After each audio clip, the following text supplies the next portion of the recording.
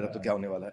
तो ये समझाइए, डोंकी ऑलवेज रिमेन्स अ डोंकी का क्या मतलब है आपका? देखो, मेरा कहने का मतलब ये है विवेक जी कि कुछ लोग कभी नहीं सुधरेंगे, कभी जिंदगी में नहीं सुधरेंगे, चाहे आप जितनी मर्जी कोशिश कर लें। और ये बात मुझे बहुत समय के बाद रियलाइज हुई। हम कोशिश करते थे कभी कभी गधों को घोड़ा बनाने की, अपनी मार्केटिंग स्किल्स लगा के, अपनी ट्रेनिंग लगा के, लेकिन बाद में मालूम चला कि यार ये गधे बेहतर गधे तो बन सकते हैं, लेकिन ये गधे घोड़े कभी नहीं बन सकते। उन गधों को घोड़ा बनाने के प्रोसेस में मुझे लगा कि मैं ही गधा ना बन जाऊं, तो फिर मुझे लगा कि नहीं, बेटर है कि गधा अच्छा गधा बन जाए, लेकिन अच्छा गधा घोड़ा कभी भी नहीं बन सकता। क्यों नहीं बन सकता था? कि कुछ लोग जिंदगी में कभी भी ट्रांसफॉर्म होने के लिए राजी ही नहीं है। आप एक सफेद पत्थर को अंडे का रंग दे दें और उसके ऊपर मुर्गी बिठा दें और ये सोचे कुछ निकल जाएगा, तो कुछ नहीं निकलेगा। मुर्गी अंडे पे बैठेगी तो ही चूजा देगी। मुर्गी अगर पत्थर पे बैठ जाए और उस पत्थर को रंग रूप वैसा ही दे दे अंडे का, तो उसमें से निकलेगा कुछ नहीं। आपका और मेरा समय खराब होगा।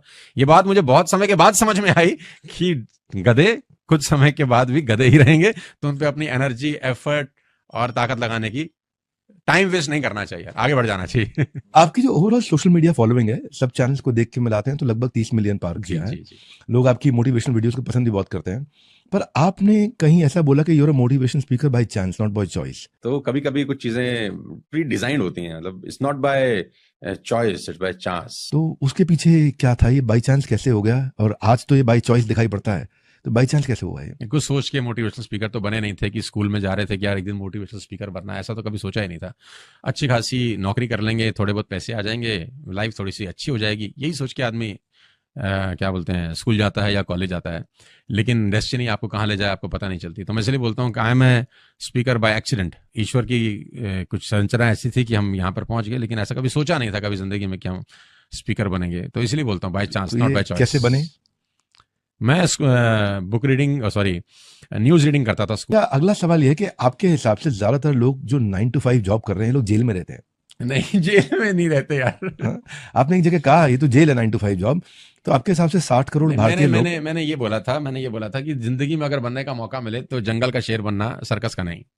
सर्कस के शेर को एक सुविधा होती है कि खाना टाइम पे मिल जाता है, जो कि नौकरी में होता है ना, टाइम पे सैलरी मिल जाएगी। लेकिन जंगल के शेर कोई सुविधा नहीं होती। कभी कभी तो न जाने कितने दिन भूखा रहता है, 10-10 दिन शायद खाना नहीं मिलता होगा। लेकिन जंगल के शेर की अपनी एक मौज है। जंगल के शेर से सबका फटता है देसी भाषा के अंदर। लेकिन जो सर्कस का शेर है ना, उसकी पूंछ भी बाहर निकलती है ना, तो बच्चे भी इसको हिला के चले जाते हैं। मैं फिर कहता हूं कि 100 साल की नालायक जिंदगी से 30 साल की एडवेंचरस लाइफ ज्यादा अच्छी है। तो वो जॉब सबसे बड़ा मुझे ऐसा लगता है कि धोखा है एक्चुअली, कि 50 साल नौकरी करने के बाद भी आदमी के हाथ में कुछ नहीं बचता। उससे बड़ा फ्रॉड कुछ नहीं है। अगर कोई बोले ना दुनिया का सबसे बड़ा फ्रॉड क्या है, तो मेरे हिसाब से वो जॉब है। 99% लोगों के पास कुछ नहीं बचता 60 साल की नौकरी के बाद। नौकरी करने के बाद, रिटायर होने के बाद वो नौकरी करने पर मजबूर है। इससे बड़ा और फ्रॉड क्या होगा? मैं इसीलिए कहता हूँ वो जेल है।